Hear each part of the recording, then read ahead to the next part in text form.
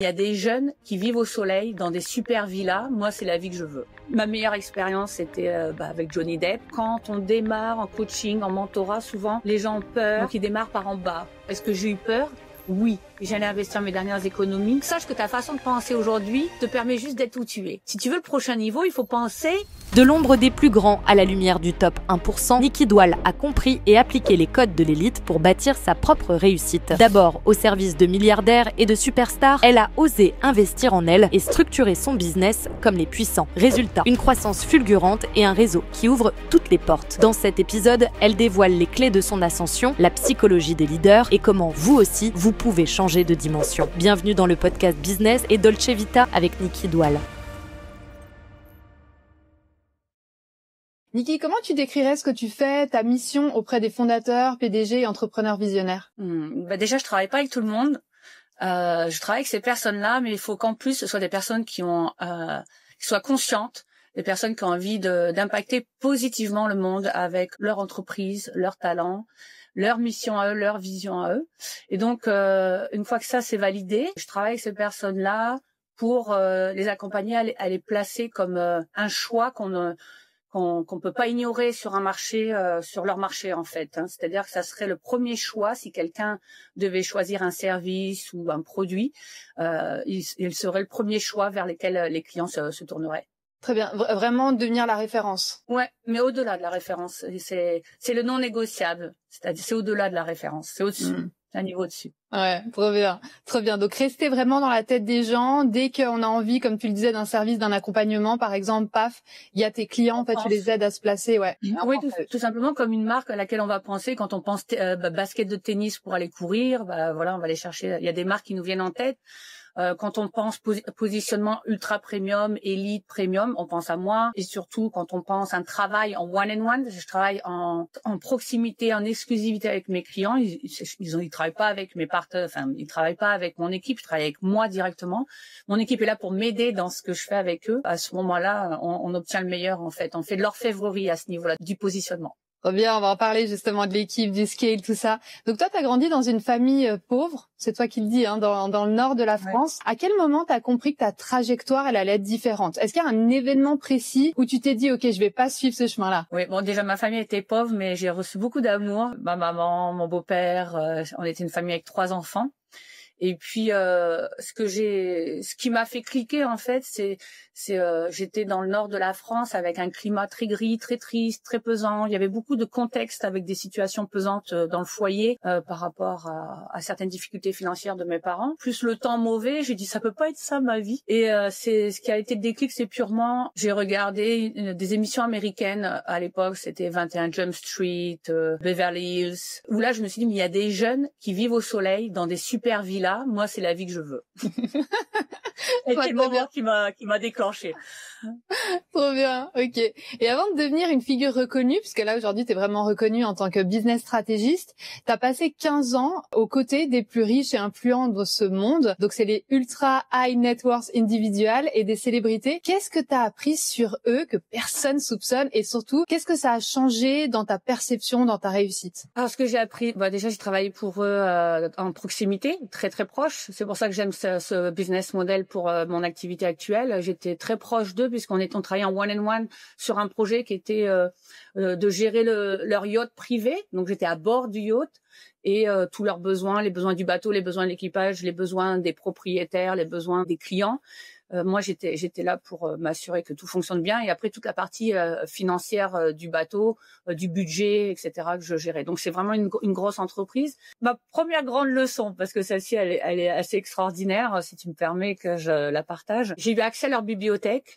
Et je venais de ma mentalité de pauvre, père riche. Donc moi j'étais en mère pauvre. Et j'ai pris un livre et c'était marqué réfléchissez et devenez riche. Et donc j'ai trouvé ça intéressant que quelqu'un de très riche ait ce genre de livre dans sa bibliothèque. Au début j'ai eu la réaction de rigoler, trouver ça un peu idiot parce qu'évidemment ça me parlait pas du tout.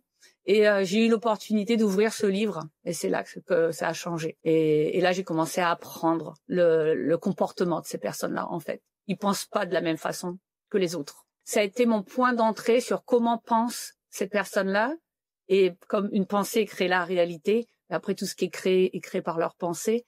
Ça m'a permis de faire un effet miroir avec comment moi je pensais, qui était pas bon. Passionnant. Justement, on y reviendra là-dessus tout à l'heure. Et c'est qui une des célébrités qu'on connaît avec qui t'as travaillé? Bon, là, ça fait un petit moment, donc je pense que dans le contrat, c'est bon, j'ai le droit de le partager. Mais normalement, à l'époque, quand je travaillais auprès de ces personnes, je n'avais pas le droit de partager les informations. Mais ce sont deux sortes de célébrités avec qui j'ai aimé travailler. Donc, il y a eu les célébrités d'affaires, business. Donc, le meilleur, un des 3 premiers avocats et cabinets d'avocats à New York pour qui j'ai travaillé on and off. Ils se disputaient pour me récupérer parce que je venais faire des missions pour eux. Puis j'avais aussi d'autres clients. Et c'est vrai que c'était intéressant de voir comment ils interagissaient pour m'avoir auprès d'eux pour la prochaine saison ou l'année d'après, etc. Et j'ai travaillé aussi avec des célébrités du cinéma. Donc dans le cinéma, ma meilleure expérience c'était avec Johnny Depp quand il était avec Vanessa Paradis à l'époque. C'était en 2008. Des moments incroyables que j'ai vécu avec eux, humains. J'ai envie de te dire, hein, la relation elle est vraiment basée sur la relation humaine. Et puis avec tout ce qui est business, ça m'a apporté énormément de savoir-faire pour m'améliorer quand je faisais mes réunions avec eux, pour parler avec eux, pour présenter mes présentations que j'avais à faire, etc. C'était vraiment génial. Carrément, j'imagine que ça doit être une expérience de dingue. Oui. Oui, puis surtout à l'époque, quand ma maman était encore en vie, c'est elle qui était ma première fan parce que elle avait les petits potins, mais je lui disais tu dis rien à personne parce que sinon je vais avoir des problèmes.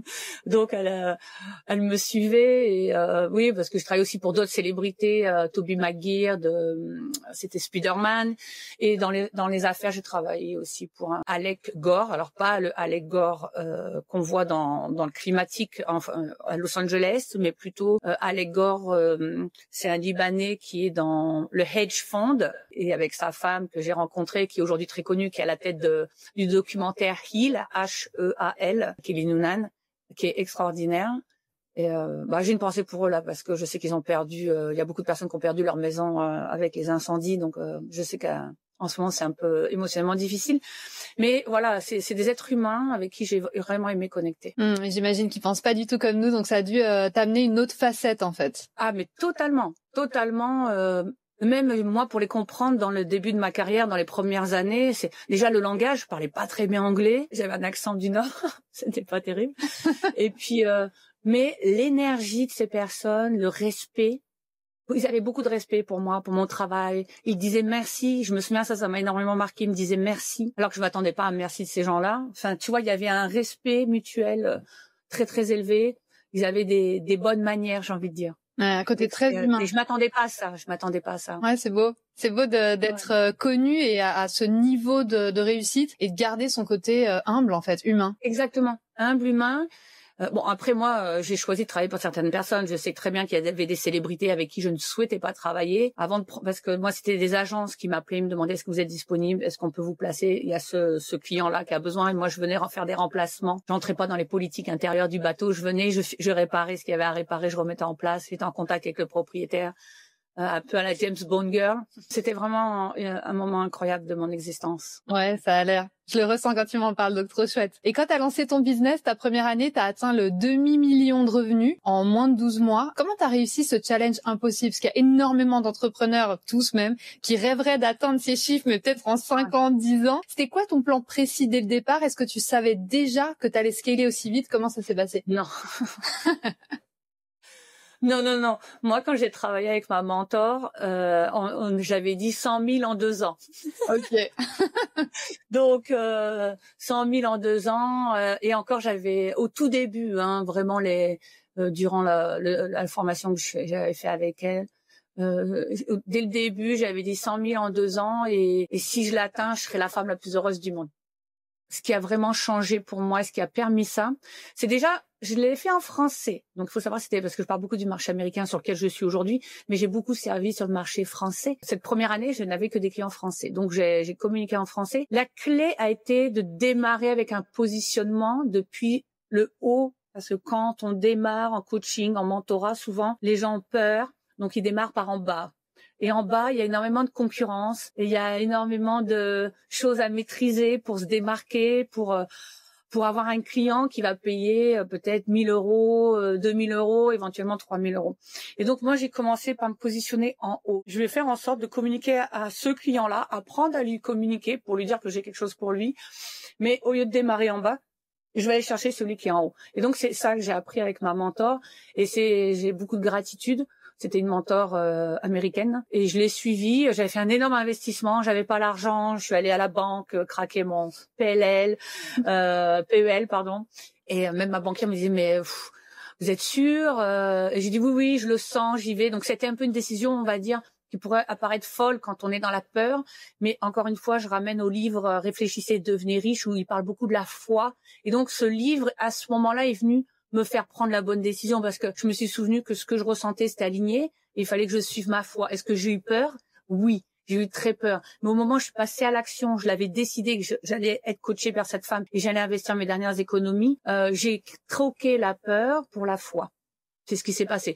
Et donc, et après, j'ai fait un positionnement comme un dentiste, par exemple. T'as le dentiste qui servirait, je sais pas, des personnes qui sont au RSA. Et puis, il aurait une certaine facturation. Et puis après, il y a le dentiste à Los Angeles qui se positionne que pour les gens, les célébrités. Et il a une autre facturation avec ces gens-là. Je me suis positionnée en premium à l'époque. J'ai démarré sur le marché premium tout de suite. J'ai pas fait le mass market. Ouais. Et j'imagine que tu as eu peur. Comment ça s'est passé? Ça fait peur d'aller sur le premium? Ben, pas tant que ça pour moi, parce que c'est là où le fait d'avoir travaillé pour les gens très riches, d'avoir fait tous ces meetings en one-on-one avec eux, ça m'a forgé. En fait. Ouais. J'ai eu cette opportunité de pouvoir aller sur ce marché-là parce que j'avais vécu mon passé sur les yachts auprès de ces gens-là, où j'avais vraiment transcendé mes peurs quand je faisais ces réunions. Là, honnêtement, un client, même s'il a un peu plus d'argent que moi, il me fait pas peur. Mais je crois que je suis allée très loin dans quand tu fais une réunion avec Johnny Depp ou Leonardo DiCaprio ou le plus grand avocat du monde. Un des plus grands avocats du monde qui a Erin Brockovich dans son cabinet et qui a gagné les class actions sur les cigarettes, tu sais, de Philip Morris, donc les plus grands procès américains, c'est lui qu'ils avaient gagné. Tu sais que c'est quelqu'un qui est très sharp. Quand tu lui parlais, il fallait être en bullet point. Donc je savais que j'avais eu ce muscle-là, il était musclé déjà. Ouais, t'avais l'habitude. Donc la bonne nouvelle. Ouais. De les côtoyer, donc ça a fait que tu t'es rendu compte qu'ils étaient, comme on l'a dit tout à l'heure, quoi, humains en fait, qu'on pouvait les côtoyer, qu'on pouvait les approcher. Je connaissais leurs problématiques à ces gens-là, et donc quand j'approchais quelqu'un en premium dans l'investissement, c'est déjà la façon d'investir ou d'utiliser leur argent, c'est déjà une notion, une psychologie à laquelle j'avais fait face dans le passé. Ouais. De par ce travail avec les célébrités, les gens fortunés. Ouais, t'avais déjà déveloqué tout ça. Donc ça s'est Ouais. Mais ça, je ne savais pas que ça allait m'aider, en fait. C'est ça qui est incroyable, c'est que je ne savais pas du tout que ça allait être, en fait, la clé de ce que je fais aujourd'hui et encore maintenant. Ouais, c'est génial. Trop bien. Comme quoi, la vie t'a amené là, en fait. C'est un chemin logique. Oui, je pense que je suis en train de prendre conscience que ça a été mon terrain de jeu pour me former. Et puis maintenant, je suis quelqu'un de connecté, hein, quand même. J'ai cette spiritualité. Je sais je suis venue là pour accompagner les leaders de demain à prendre en main le monde, pour en faire un monde meilleur. Donc, ils ont besoin qu'on les positionne, qu'on les mette en place rapidement. Je rencontre plein de personnes qui ont des projets incroyables dans toutes sortes de domaines. On fait plus de l'argent pour faire de l'argent aujourd'hui. On fait plus du business pour faire du business. Il faut qu'il y ait vraiment une vision, une mission derrière. Ça anime beaucoup mes clients. Et c'est que comme ça que je peux travailler avec eux. On donne naissance à leur mission de vie, leur mission d'âme, en fait. Hein. Ouais, carrément. Le collectif. Ouais, laisser une trace. Ouais. Et puis, au-delà de laisser une trace, il y a besoin de changement.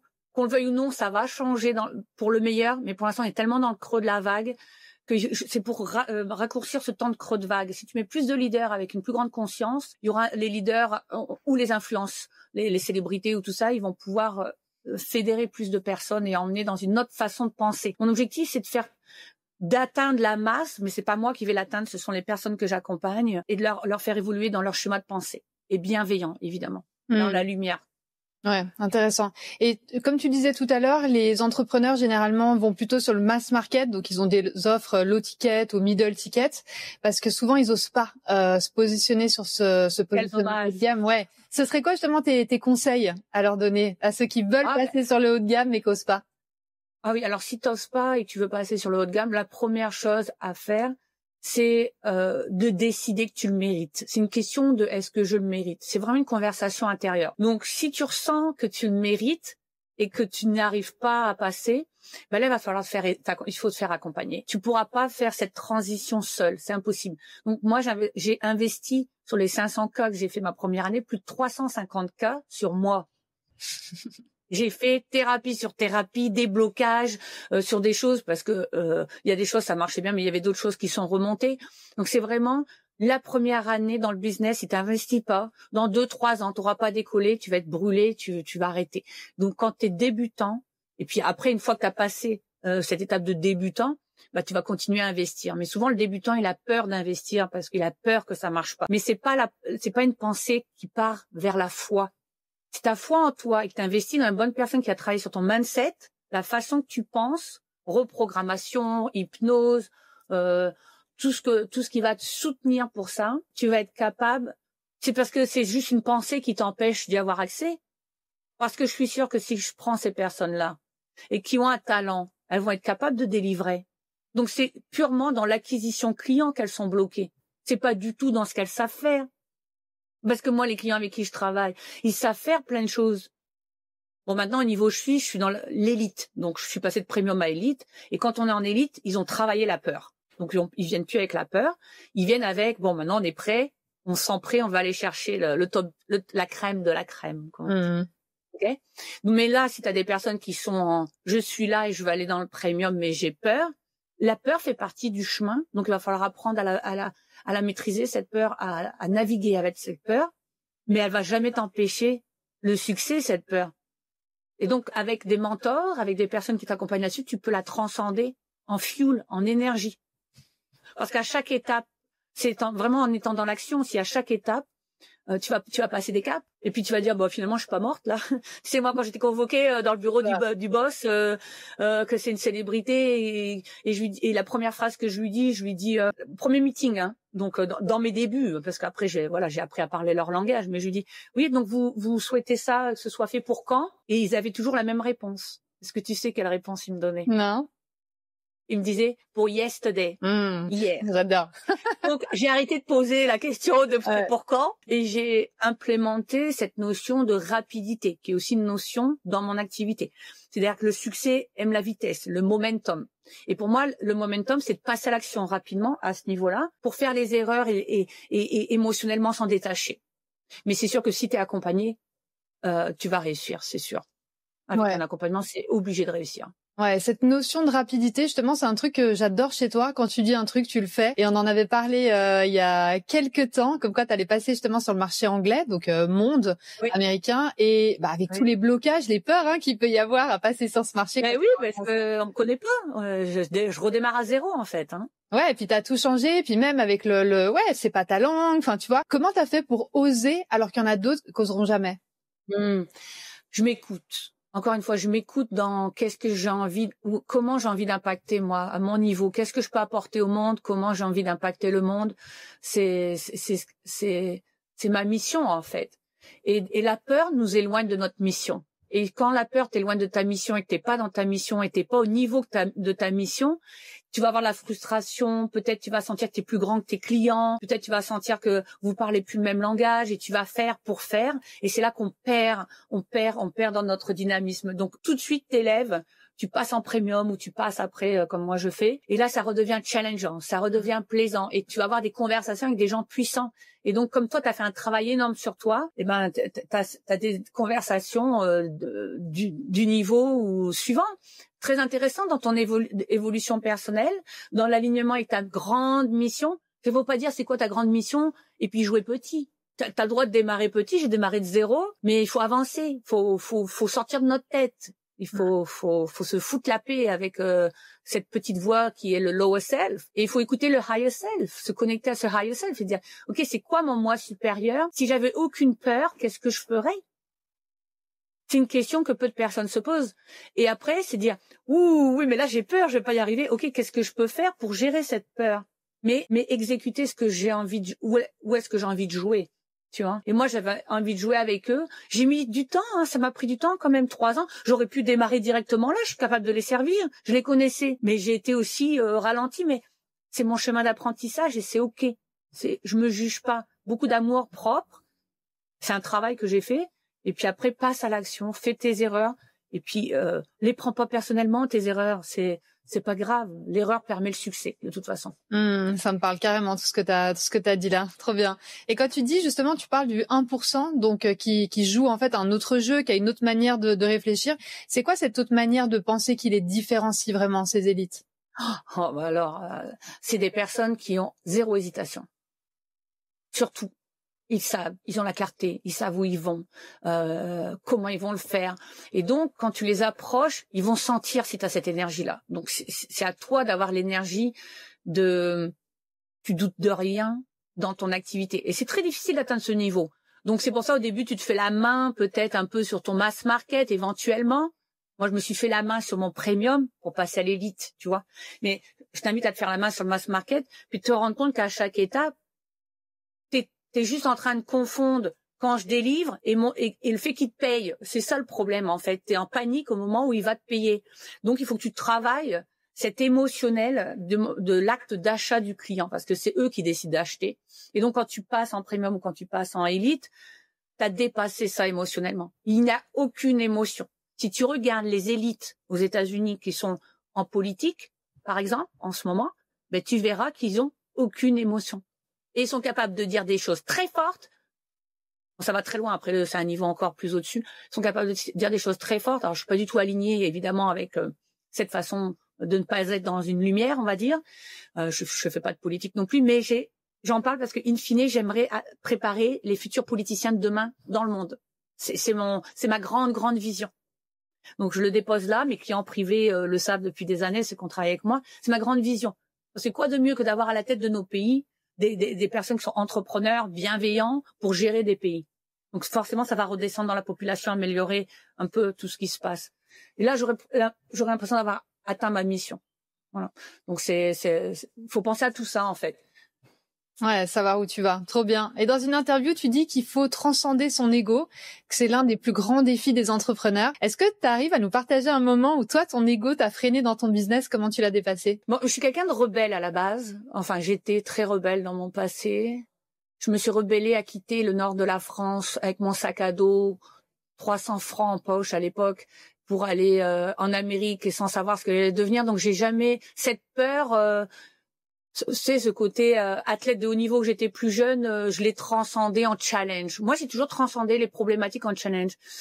Donc, mon ego, personnellement, il a été transformé, depuis que j'ai fait du travail sur moi, il a été transformé comme étant mon énergie pour créer. Du coup, il me fait pas du mal. Il est plus là pour me faire du mal. C'est un peu comme mon moteur. Et donc, c'est un moteur positif.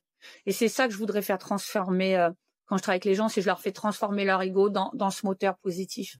Voilà. J'ai pas vraiment de souvenir d'un moment que l'ego, parce que j'ai toujours réussi à le dépasser et rapidement. Justement, c'est cette notion de rapidité. C'est pas forcément faire les choses vite dans notre activité. C'est changer, s'élever dans notre façon de penser rapidement. C'est ça, transcender l'ego. C'est ça que ça veut dire. Parce que l'ego, il va dire, ah non, reste là où on est bien. Zone de confort. On est confort là. Pourquoi tu veux nous faire sortir là? Puis ça va nous réveiller des traumas, tout ça. Donc c'est vraiment de travailler sur tous tes traumas. L'ego il sera là, mais il va pas conduire le business. C'est toi qui vas conduire l'ego. Et après tu fais de ton ego ton meilleur ami et ça en devient ton moteur pour ta créativité, tout ce que tu vas créer. Et là c'est sain. Là c'est un business super sain et à succès, millionnaire, multimillionnaire même. Ouais, utiliser la peur aussi comme moteur. Ouais, transcender cette peur comme quelque chose de positif. C'est positif d'avoir peur. Ça va te demander de descendre en toi, d'aller voir en toi. Tu sais, je médite énormément, que je suis fan du Dr Joe Dispenza. C'est une de mes clés de mon succès. C'est de faire toutes ces retraites, de travailler avec lui. La façon de penser aujourd'hui, elle va pas m'amener de travailler à côté des hommes politiciens, qui est ma in fine, parce que sinon j'y serais déjà. Donc, sache que ta façon de penser aujourd'hui te permet juste d'être où tu es.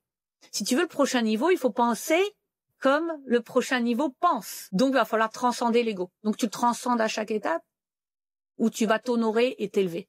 Dès que tu décides de t'élever, il y aura à transcender cette façon d'ego qui te freine pour te permettre de commencer à penser comme quelqu'un qui est là où toi tu veux être, en fait. Est-ce qu'il y a une sorte de méthode ou un framework pour passer au prochain niveau, justement? Oui, toujours. Pour moi, calmer le système nerveux. Donc, les débutants ont un système nerveux, comme on dit en anglais, all over the place. Donc c'est vraiment ça. Pour les très débutants, c'est pas de se lancer dans le business tant que t'as pas stabilisé ton système nerveux, parce que là, c'est pas possible. Si t'es un peu plus avancé, t'as déjà fait une vente. Moi, de toute façon, c'est simple. Le système nerveux, si t'as jamais vendu, c'est un problème de trauma. Retourne travailler tes traumas. Si t'as déjà fait une vente et t'es capable d'accueillir de l'argent, c'est que t'as déjà un niveau où tu prends le dessus sur toi-même et tu arrives à dépasser ça par toi-même. Ça peut valoir le coup de combiner avec un travail d'hypnose, etc. pour que ce soit moins un combat intérieur à chaque fois que tu vas faire une vente. Le but, c'est que ce soit plaisant. Et puis, tu continues d'avancer comme ça. Donc, c'est toujours pour moi, la clé, c'est toujours d'être accompagné sur ce mental. Tu auras moins besoin de coach mental quand tu auras fait ton premier million, par exemple. Ouais. Mais jusqu'à ton premier million, tu dois avoir un coach mental. Tu vas gagner tellement de temps. Tu peux investir 10 000 avec un coach mental, t'en feras 100, 200 derrière. Parce que tu as travaillé ça. Avec le bon coach. Ouais. Oui, il faut trouver évidemment. Bon. Toi, t'as des bonnes adresses, donc ils n'ont qu'à venir vers toi. Moi, j'en ai pour ceux qui parlent anglais. S'il y en a qui décident, j'ai aussi des bonnes adresses en français, mais ouais, je vous invite à aller voir vers Amandine, évidemment.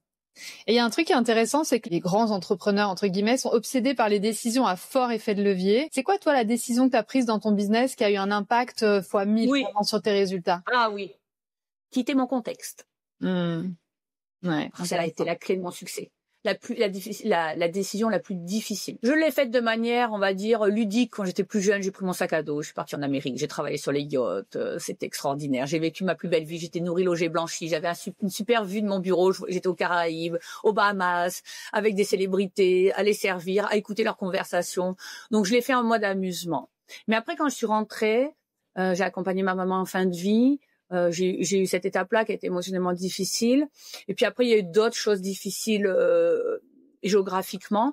J'ai pris mon sac à dos. Déjà, je suis venue à Bali 5 mois. J'ai travaillé sur... donc après le mindset, on travaille sur la spiritualité. Une fois que l'ego est calmé, on peut enfin recevoir le travail de l'âme. Donc j'ai été travailler sur ça. Et après, je suis rentrée en France et j'ai pris ma voiture. J'ai pris ma chienne. C'est là que ça a été ma première décision qui m'a permis de scaler, de faire mon demi-million la première année. C'est de quitter mon contexte. J'avais pas vraiment d'argent. J'ai loué une chambre chez une dame âgée juste pour dormir et ma cuisine, elle était à l'extérieur. Et l'hiver, au mois de novembre, j'allais faire cuire mes pâtes à l'extérieur. Je revenais manger dans ma chambre. C'était un moment difficile qui a pas duré très longtemps, mais justement parce que c'était difficile et j'avais eu le courage de quitter mon contexte, qui était un contexte pesant, familial, salarial. Moi, j'allais dans l'entrepreneuriat, donc il fallait que ou je m'isole ou j'aille dans un autre contexte. Mais c'était à l'époque du Covid, donc j'ai préféré m'isoler. Et puis voilà, j'ai eu ces difficultés et moi, quand j'ai une difficulté, je la transforme en OK, comment rapidement je peux changer ça. Et donc j'ai amélioré. Après, j'ai loué un petit studio. Et puis après, j'ai eu beaucoup de succès. Et je me suis loué un duplex. Et puis après, là, je suis plutôt en mode investissement, acheter, voilà. Là, je me suis acheté ma voiture de rêve. Enfin bon, bref, c'est lunaire.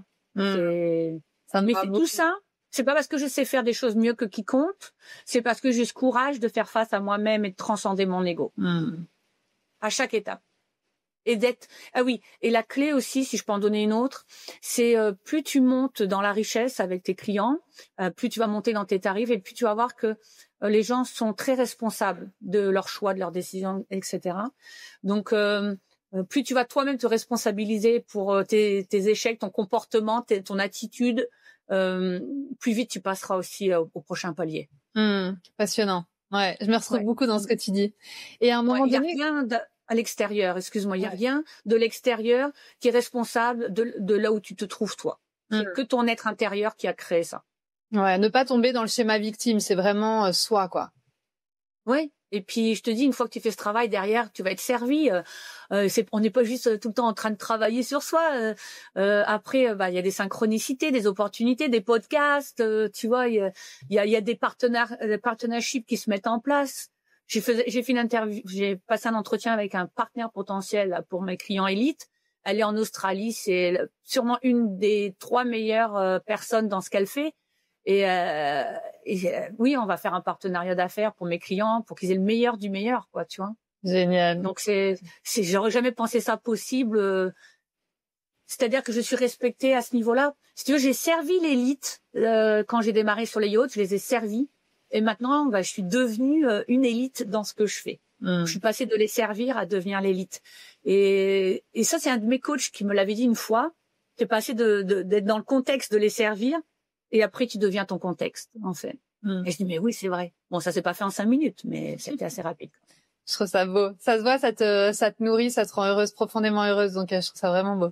Parce que tu sais, quand t'es dévoué à ta mission d'âme. Ouais. Comme tous tes clients, de toute façon, Amandine, comme toi, tu l'es. Et tu sais le travail que ça prend derrière, du matin au soir. C'est une obsession. De toute façon, le succès, ça doit être une obsession. Toi, t'es quelqu'un d'obsédé sainement, tu vois. Comme moi, je suis très obsédée. Je me réveille à 4 heures, j'ai déjà des idées, je prends des notes. Comment je peux servir mes clients au mieux? C'est ma première question que je me pose au réveil. Après avoir médité, évidemment, mais c'est qu'est-ce que je peux faire aujourd'hui pour servir mon client au mieux? Encore, pour élever ce niveau-là. Et donc, cette obsession nous permet vraiment de sortir de devenir les meilleurs sur le marché dans ce qu'on fait. Carrément. Obsédé résultat, obsédé client. Et de toute façon, au bout d'un moment, tu deviens obsesse, quoi. Tu peux rien y faire. Mais après, l'avantage, c'est que quand moi, je suis par exemple comme toi, sur le marché premium, t'as pas besoin de 100 ventes. T'as pas besoin d'avoir les problèmes que c'est d'avoir 100 clients qui ont une attitude de victimisation comme sur la masse. Quand tu passes en premium, t'as 3, 4, 5 clients. S'il y a un problème, tu peux avoir le temps de les prendre et d'essayer de dire, OK, qu'est-ce qui s'est passé? Où est-ce que vous êtes bloqué? Et c'est customisé. C'est pas one size fit all ou, tu vois, C'est ça, c'est une raison pour moi je suis passée sur le premium aussi, pour pouvoir m'occuper profondément d'eux et être là. Et en échange, nous, on gagnons. Parce que tu vois, je travaille que le matin, j'ai toutes mes après-midi, même fin de matinée de libre. Je skie, je profite de la nature, je voyage aux États-Unis, je reviens de 3 semaines de déplacement. Bon, j'ai créé aussi une société aux États-Unis, donc c'est aussi pour ça.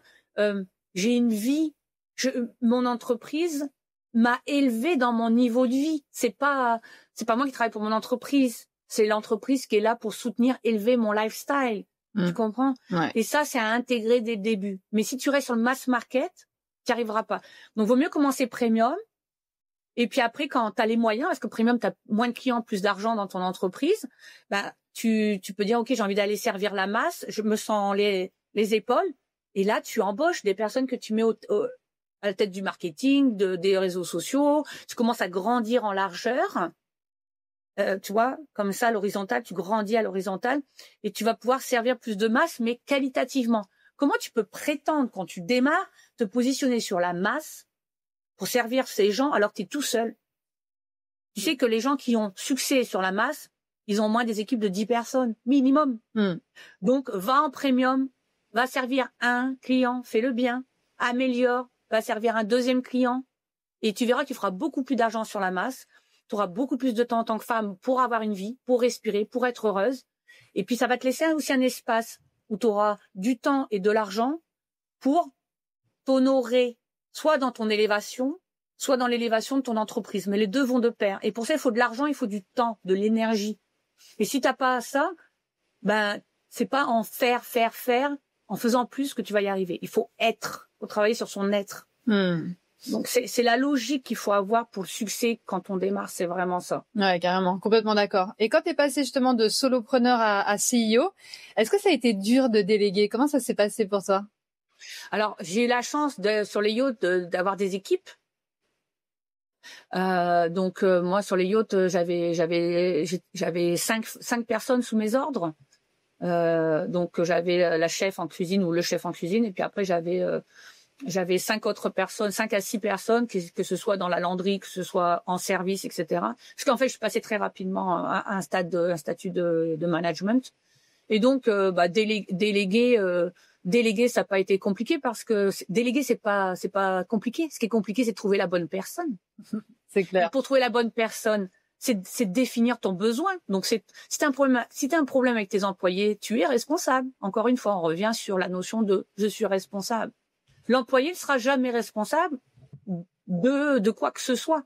L'employé, il est là, vous le guidez, et après, donc si il fait pas bien son travail, c'est que vous êtes un mauvais guideur. Donc il faut se remettre en question. Dire OK, où est-ce que je peux élever mon leadership? Où est-ce que j'ai pas été clair? Et c'est que comme ça que vous allez monter des équipes saines, avec des relations saines, avec des gens sains. avec une dynamique saine, plaisante, etc. Donc l'entrepreneuriat, j'adore, c'est magique, c'est une remise en question de soi tout le temps, à chaque étape. Carrément, carrément. Ça vient appuyer sur tous tes boutons. Ah oui. Oui, moi j'avais beaucoup de boutons quand j'ai démarré. J'étais l'adolescente, tu sais, avec tous ces boutons là qui va à l'école. Voilà, je me suis sentie un peu comme ça quand j'ai démarré. Mais bon, plus tu nettoies dès le début, plus ça en vaut la peine. Parce qu'après, le risque que je vois, c'est que tu vas te brûler dans le faire, et comme t'as pas traité l'être, à un moment donné, et j'ai trop de gens talentueux que j'ai vus sur les réseaux sociaux qui ont arrêté. Ouais, burn-out. Ouais, j'en ai vu plein. Burn-out. Ouais. Quel dommage. Ils ont tellement apporté au monde. Donc j'espère qu'ils reviendront. Mais s'ils reviennent, qu'ils m'écoutent, commencez Premium. Et puis pour ceux qui sont un peu fatigués, allez sur le Premium, faites-vous accompagner. Même quitte à faire un crédit. Moi, j'ai demandé qu'on me prête l'argent la deuxième fois parce qu'il me fallait un deuxième investissement. Et puis j'ai pu le rendre en 3 semaines, alors que je m'attendais pas. Ouais. Donc c'est ça, il faut aller trouver des fonds, il faut faire des sacrifices, mais ça fonctionne. Mais souvent le problème, c'est que les gens ont peur d'investir et donc le radin paye 2 fois. Ils investissent dans des programmes pas ouf, tu vois. Et après, le radin n'a pas de succès non plus. C'est une mentalité qui va pas aller loin. Donc les radins, il faut pas s'en occuper, il faut les laisser. C'est pas un marché à servir, le radin. C'est pas lui qui va demain être un grand leader et changer le monde. Pas tant qu'il a fait pas tant qu'il a appris sa leçon par lui-même de traiter ses traumas, parce qu'être radin, c'est un trauma, tout simplement. Donc vous devez jamais vous focuser sur les radins. Toujours sur ceux qui en ont marre d'en avoir marre de la radinerie et qui sont prêts à payer. C'est la prochaine étape. Donc là, ils peuvent commencer à investir. Même si ça les pique, au moins leur donne l'opportunité de sortir de ce comportement. Mais avant ça, il faut pas s'occuper de ces gens-là. Ouais. Faut surtout pas leur parler. Faut changer son message. Faut pas leur parler. Et comment on les trouve, ces clients, justement, qui sont dans le premium ou dans l'élite? On les trouve pas. Ils viennent à nous. Le premium, l'ultra premium, les bons clients, premium pour moi, je vais définir premium quand même pour ton audience aussi. Premium, c'est quelqu'un qui est émotionnellement prêt à investir. Donc, ça peut être quelqu'un qui a de l'argent. Et ça peut être aussi, et c'est souvent le cas, des gens qui n'ont pas forcément les moyens, mais qui vont trouver une façon de payer un investissement. Comme moi j'ai fait, j'avais pas forcément les moyens, mais j'ai trouvé la façon de collecter les fonds, tu vois, pour pouvoir investir. Donc c'est une mentalité premium, c'est un comportement psychologique. Et le radin ne l'a pas du tout, parce que le radin il veut sauver de l'argent, parce que c'est sa mentalité. Donc on le laisse. Donc on va les communiquer à ces gens qui en ont marre d'en avoir marre et qui sont prêts à investir pour le changement, qui ont enfin capté que l'investissement allait faire partie de leur chemin et qui sont en train de chercher, en train de faire leur shopping sur les réseaux sociaux, qui va être celle ou celui avec qui j'aimerais investir. Et donc, notre rôle, quand on sert un marché comme ça, c'est de savoir leur parler. La première étape, c'est de mettre toute ton énergie. Il faut pas déléguer cette étape-là. Tu la prends en responsabilité. Ton marketing et ta communication, quand tu démarres en premium, tu es le seul à devoir faire ces études de marché, comprendre la psychologie. Qu'est-ce qu'ils désirent, parler à leurs désirs plutôt qu'à leurs problèmes, signaler le problème pour dire que tu les connais, mais dire que voilà, tu vas aller là, donc on va aller là. Ouais, parler là. Bien. Ouais, puis dire que si tu savais, je vais vous donner une astuce. J'ai travaillé sur qui je veux servir sur mon marché élite, qu'est-ce qu'ils désirent, où est-ce qu'ils en sont, comment ils pensent. J'ai fait 13 pages. Ça m'a pris toute la journée. Et quant à ça, tu as tout le business qui est très facile. Tu sauras quoi écrire, tu vas poster, ça va être elle est dans ma tête, Niki ou Amandine. Donc, passer vraiment du temps, et je fais pas le coup de l'avatar, où est-ce qu'il se trouve. On s'en fout. Moi, le mien, il achète, il peut venir de Mars. S'il veut investir, je m'en occupe. Donc, c'est pas une question de géolocalisation. On n'est plus dans un marketing démographique. On est dans un marketing, on va dire, psychologique. Il faut regarder la psychologie de nos clients et choisir une psychologie qu'on veut servir. Donc, tu as des clients qui ont une façon psychologique de penser radin, et eux, on va les éviter, on va pas les étudier, on va l'étudier, c'est qui ces gens qui investissent. Et donc, plus tu vas les étudier, ou plus tu vas être avec un coach qui va te donner l'information, parce que c'est difficile d'avoir l'information par soi-même, c'est ce que font les coachs premium, ils nous donnent l'information sur qui sont ces acheteurs premium, et ben tu vas commencer à les connaître. Et qu'est-ce qui se passe quand on commence à les connaître humainement, ces gens-là? Ben, on se rend compte, comme moi quand j'étais sur les yachts, que ce sont des gens normaux, Donc, on a moins peur et donc on se positionne. Ça nous enlève la peur. Donc, tu vois, se professionnaliser, c'est la clé d'enlever nos peurs, de rentrer sur ce marché-là. D'où l'investissement avec un coach comme ça. Ouais, carrément. Et s'il y a quelqu'un qui veut la même croissance lunaire, parce que tu as une croissance qui est lunaire, la première année, Faut pas le faire. demi-million et surtout sans publicité. Ouais, sans site internet. Ouais, sans site, alors que tout le monde est là pour que ce soit parfait, j'ai le site, le truc, le machin. C'est quoi un petit peu ta méthode, ton framework pour avoir des résultats aussi incroyables? Le bouche à oreille, à ce niveau-là, dans l'élite, tu sais, ou dans le premium, j'ai toujours appris que on regarde pas les pubs pour trouver par exemple, si le client cherche un service, on va pas regarder les pubs. Nous, on appelait sur les yachts un concierge pour les gens des yachts et on disait, vous avez qui comme meilleur client, je sais pas, pour un tour en hélicoptère ou pour qui peuvent servir ce genre de clientèle-là. Donc, j'ai implémenté ça dans mon activité. Tu vois, il faut regarder à ça, en fait. Intéressant. Mais tu es aussi sur les réseaux? Oui, je suis sur les réseaux mais dans une façon de communiquer différente de la masse. Vous verrez, si vous venez sur mes réseaux, vous verrez, je communique avec une invitation. J'invite les gens à rentrer en contact avec moi. Je suis pas en train de leur envoyer des messages privés ou de faire de la pub. C'est subtil. Ouais. Et aussi parce qu'un client au tarif où je suis aujourd'hui me fait vivre aisément. En plus, maintenant, je rentre aussi sur le corporate, donc je vais aller servir des chefs d'entreprise corporate, des vraies entreprises, pas que des coachs en ligne. Et là, c'est des contrats multi-6 chiffres. Enfin, c'est autre chose, avec des pourcentages sur résultats. Enfin, c'est autre chose. On rentre dans d'autres choses. Un truc intéressant. Ouais. Oui. Et comment tu vois l'avenir du business haut de gamme avec l'IA, les automatisations, la montée du no-code, ouais? Comment tu vois j'adore. J'utilise énormément l'intelligence artificielle dans tout ce que je suis, tout ce que je fais. Voilà, tout simplement. Pour améliorer mes habitudes, mon comportement, comment je peux améliorer ma façon de vivre. Ça, c'est pour le personnel. Et puis pour tout ce qui est société, pour faire un entretien, pour tout, j'utilise pour tout. Je suis fan. Et je pense que justement, il n'y a pas à avoir peur de l'IA, il y a à avoir peur de l'humain qui a pas une bonne conscience. Donc, si on met la conscience au beau niveau dans la masse de la planète, des gens, tu sais, dans leur tête, ils vont utiliser l'IA comme outil, comme d'autres choses qui vont sûrement venir sur le marché, avec bonne conscience. Moi, ce qui me fait peur, c'est l'humain aujourd'hui, c'est pas l'intelligence artificielle. Ouais, carrément. Et imaginons là, on agisse ensemble. Ouais, carrément. Imaginons, là, on se revoit, on est dans 5 ans, t'es où, tu fais quoi, c'est quoi ta vision? Bon, je travaillerai plus beaucoup. Je pense que j'aurais réussi à mettre en place quelque chose qui va me permettre d'avoir parce que c'est bespoke boutique service que je fais. Et donc, c'est que ce soit plus moi qui offre ça, mais d'avoir des personnes qui le font avec la méthode que d'ici là j'aurais bien intégré. Moi, je me vois vivre et puis faire des œuvres de charité. Je pense que redonner à l'enfance toute sa puissance et sa lumière.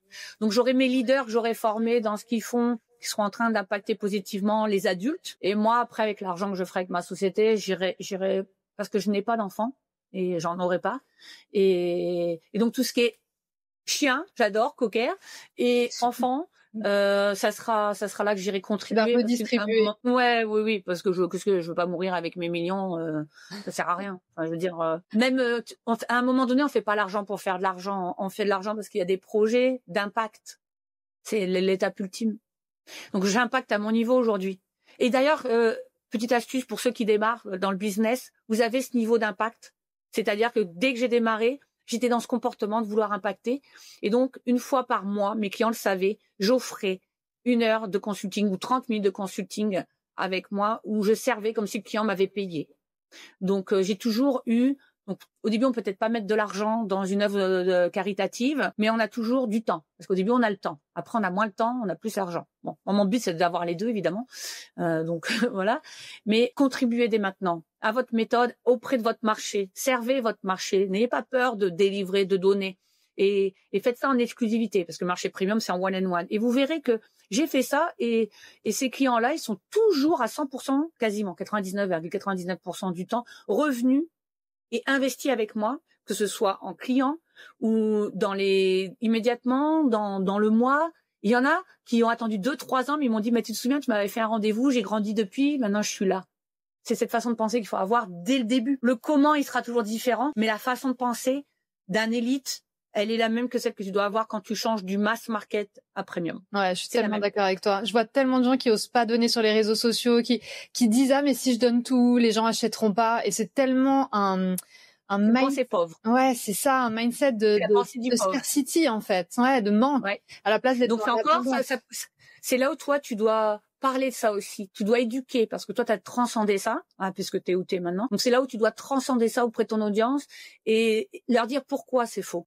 Parce que justement, là, tu vas les coacher live et leur dire pourquoi c'est faux et puis ils vont pas sentir moins avoir envie de travailler avec toi. Au contraire, ils vont avoir envie de plus travailler avec toi parce que tu les comprends.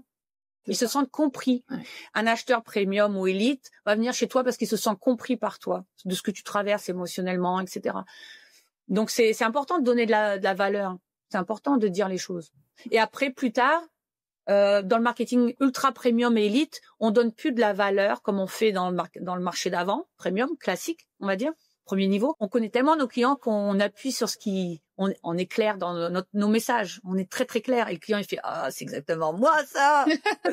Donc, tu vois, ça se construit, tout se construit, tout évolue. Il y a ton aide, ton business. Donc, peu importe où tu te trouves dans ton business, observe. Est-ce que je dois mettre l'investissement sur mon être pour passer émotionnellement à l'étape d'après, ou est-ce que c'est dans une adaptation de marketing, parce que ça passera toujours par ta façon de parler. Et arriver au dernier ultime niveau, comme je vais dire des Elon Musk, etc. Elon Musk ne fait plus de marketing. On est bien d'accord. Il incarne sa marque. Donc il y a des niveaux. Il y a des niveaux. La question est de savoir à quel niveau tu veux jouer pour avoir en face un niveau de clientèle qui a un niveau de psychologie aligné avec là où tu t'es positionné. D'où l'importance du positionnement.